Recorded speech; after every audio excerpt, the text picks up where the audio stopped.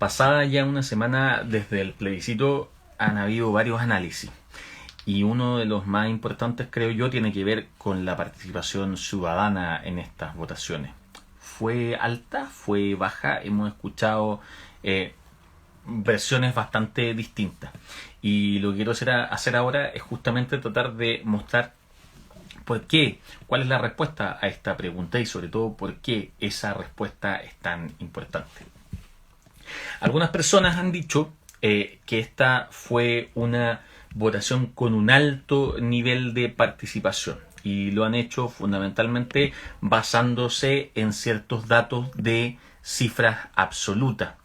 Efectivamente, como ustedes pueden ver ahí en la imagen, si nosotros miramos el total de votantes que hubo en la elección, sí es posible decir que esta es la elección que ha tenido mayor cantidad de votantes en la historia de todo el país. Alcanzó un total de 7.500.000 votantes, 500.092 votantes.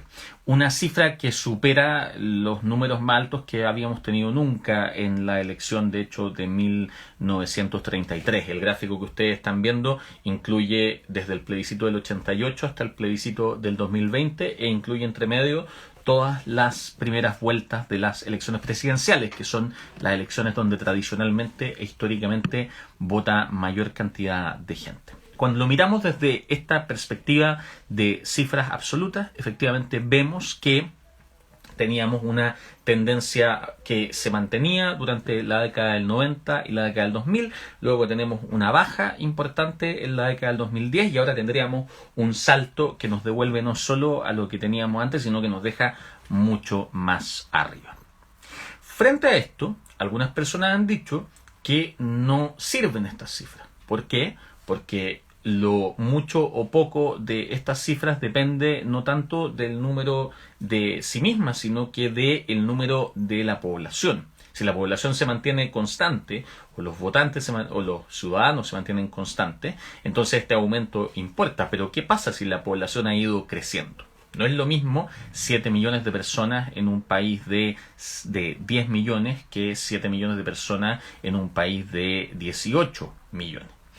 Ese tipo de argumentos o de personas que plantean sus argumentos generalmente dice que lo que hay que mirar es más bien el porcentaje de participación, que es este segundo gráfico que tenemos ahí con exactamente las mismas elecciones. Este porcentaje lo que nos dice es del total de personas que conforman el padrón electoral, o sea que pueden ir a votar. ¿Cuál es el porcentaje de esas personas que efectivamente van a votar? Y cuando observamos esta cifra, lo que vemos es un escenario bien distinto. Es un escenario donde en las décadas del 90 y de los 2000, lo que tenemos es una participación muy alta, un porcentaje que está siempre por sobre el 80%. Y luego vemos que en la década del 2010 esto baja a porcentajes que están un poquito más abajo o un poquito más arriba del 50%. Y eso incluiría a esta votación del domingo 25. Aquellas personas que presentan estos datos y toman esta perspectiva, en el fondo dicen que lo que hemos visto no es un salto importante ni un cambio significativo, sino que más bien hemos visto una elección que se ha comportado, donde los votantes se han comportado de forma muy similar a cómo se habían comportado en las últimas elecciones, sobre todo como se plantea aquí, de las elecciones que han habido después de que se aprobó el voto voluntario el año 2011. ¿Quién tiene la razón en todo esto? ¿Tiene la razón los que miran los números absolutos o tiene la razón los que miran el porcentaje de votantes? La verdad es que ninguno del todo, porque así como el porcentaje, los números absolutos no nos sirven por sí solos, porque tenemos que compararlos con la población total del país, este porcentaje tampoco nos sirve por sí solo. ¿Y por qué no? Porque olvida que el cambio que ocurrió en el 2011 no fue solo el cambio desde el voto obligatorio hacia el voto voluntario, sino que también fue el cambio desde la inscripción voluntaria a la inscripción automática. Dicho en simple, el 100% del padrón electoral de las personas que pueden votar a partir del 2011 es exactamente el mismo número que el total de personas que tienen derecho a votar. Es decir, cualquier persona que es chileno o chilena, cumple 18 años y no ha sido condenado a pena aflictiva, después del 2011 automáticamente se convierte o queda inscrito en el registro. Pero antes del 2011 eso no era así. Una persona que cumplía los requisitos para votar podía no inscribirse en el registro electoral y por lo tanto podía abstenerse de votar por medio de no estar en los registros. Y esas personas también, efectivamente, eran personas que no participaban y que no están siendo consideradas en este gráfico. ¿Por qué? Porque este gráfico del 2011 hacia atrás considera como 100% al total de los inscritos, no al total de los que tienen realmente derecho a voto. Y por lo tanto, la verdadera cifra que necesitamos ver, la verdadera cifra que tenemos que mirar, es el porcentaje de las personas que tienen derecho a voto y que por algún motivo, sea porque no se inscriben antes del 2011 o porque no van a votar, tanto antes del 2011 como después del 2011, efectivamente no participan en una elección. Y cuando miramos eso, cuando tomamos esos números, lo que observamos es algo distinto tanto al primer como al segundo gráfico. El primer gráfico nos mostraba niveles que se pegaban un salto hacia arriba al final, que partían altos y terminaban altos. El segundo gráfico nos mostraba dos momentos, en el fondo una época de alta participación y después una época de baja participación, y explicado por el voto voluntario. Lo que este gráfico nos muestra es una historia distinta. Lo que este gráfico nos muestra es que en los últimos 30 años, progresivamente y en forma continua, hemos tenido como sociedad un decrecimiento en la participación ciudadana en las elecciones.